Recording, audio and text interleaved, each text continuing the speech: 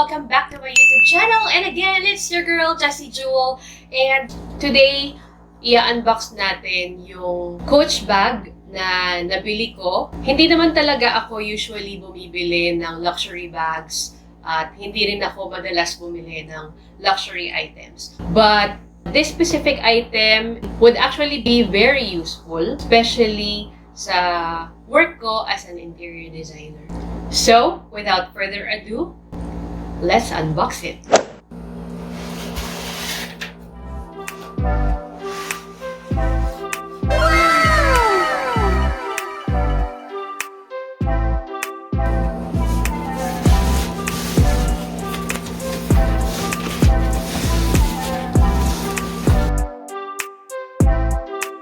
So, once you open it, meron siyang ganitong wrapping paper.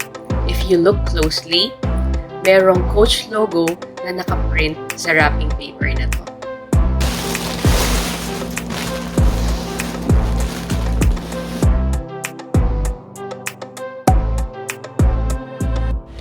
This is the Coach HIGHLINE TOTE. As you can see, cross-grain leather siya. I prefer this kasi scratch resistant yung surface niya, so iwas gasgas. Nakaprint din dito yung brand. It says Coach and underneath nakalagay leatherwear. So naka-stitch din yung handle niya and handles with 9 and 3/4 inch drop. Meron din siyang Coach bag tag.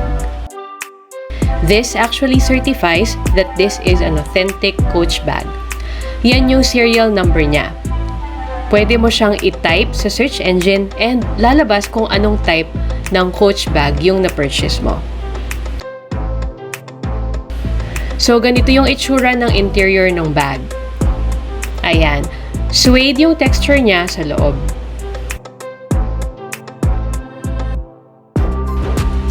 Normally, when you buy a Coach HIGHLINE tote, wala talaga siyang kasamang liner. Binigay lang din to sa akin ng kapatid ko just to make sure na hindi magiging magulo yung loob ng bag so that meron pa ring compartment or divider kahit papaano for small items. So again guys, yan yung loob and meron siyang small tag sa side and may label na Made in Cambodia. Yan yung harap and ito yung likod.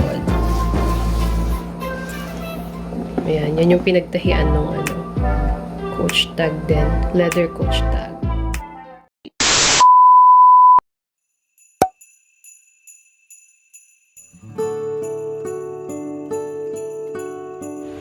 As I mentioned earlier, hindi ako madalas bumili ng luxury bag, but since this bag will be the bag na gagamitin ko for my interior design work, since kasya nga lahat ng gamit ko, this bag would also serve as a reminder of how God answered my prayer.